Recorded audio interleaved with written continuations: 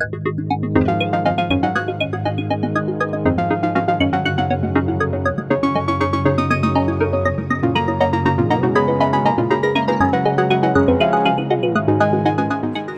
viens depuis quelques années. Voilà, j'adore cette ambiance, en tout cas les 2 premiers jours. Au bout du 3e, je commence à craquer. Parce qu'il y a beaucoup de monde, mais en même temps, à un moment, ça devient déprimant parce qu'il y a énormément de choses et tout. Alors quand j'ai des livres à défendre, ça m'aide un peu. Quand il y a une année, j'étais venu et puis finalement, le livre qui devait paraître n'était pas là. Donc là, j'avoue que j'ai déprimé assez fortement parce qu'être au milieu de tous ces livres et n'avoir rien à montrer, c'est parfois dur. Alors évidemment, on peut lire tous les autres, etc. Mais c'est parfois pas facile.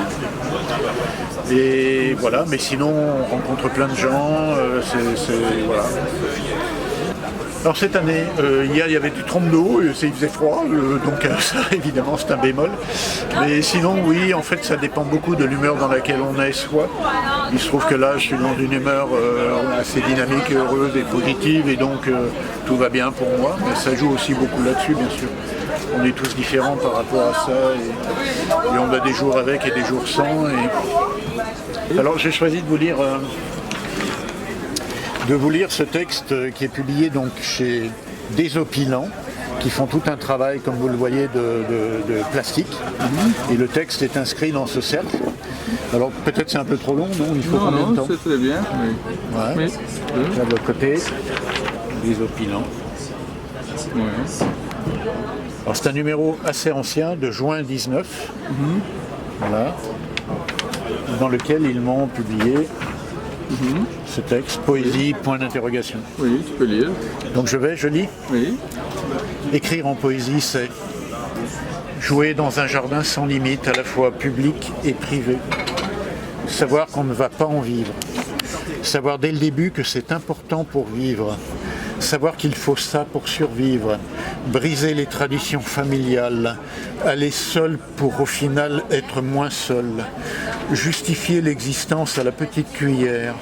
Arrimer le temps par un élastique, confirmer tous les jours par l'expérience qu'une chose et son contraire indéfiniment coexistent. Vérifier que tout naît du néant et simultanément que le néant n'est pas.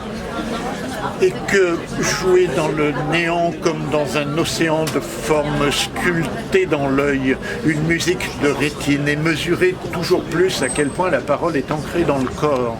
Se construire doucement au fil des années un corps extensible, éloigner la mort en la serrant dans ses bras, murmurer dans les oreilles des morts, écrire comme on parle en dormant, accrocher au cœur de chaque instant une dimension d'éternité, s'agenouiller face au vide et lui sourire, bâtir de géants petits univers, déplacer des montagnes dans une faible dépense d'énergie, remettre en question le principe d'entropie croissante, mieux concevoir la notion d'ancrage dans le sol, mettre à jour ses racines et étendre ses racines et oublier ses racines et flotter en lévitation, habiter les nuages en clown analphabète, ordonnancer les rêves, cataloguer les songes, tomber sur un os et reconstruire tout autour.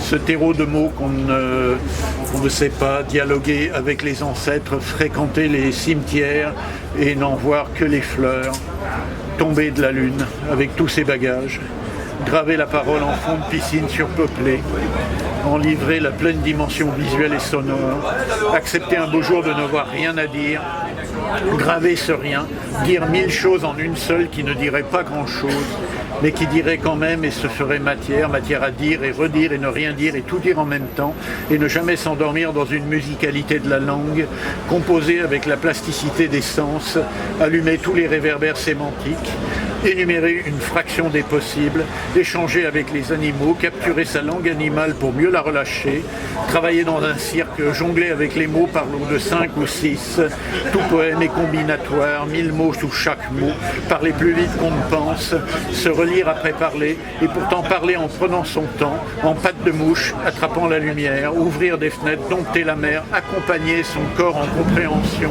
caresser les fourmis, faire n'importe quoi, chevaucher un concept, concepts, offrir des bouquets de concepts, tomber amoureux d'un concept, embrasser dans l'ombre d'un poème, empailler les certitudes, tresser les incertitudes, chanter avec le vent et tout ce qui bouge, bouger avec ce qui ne bouge pas, sauter du haut de la falaise, vivre et mourir matin et soir, fréquenter les habitants d'un siècle passé. Voilà l'objet.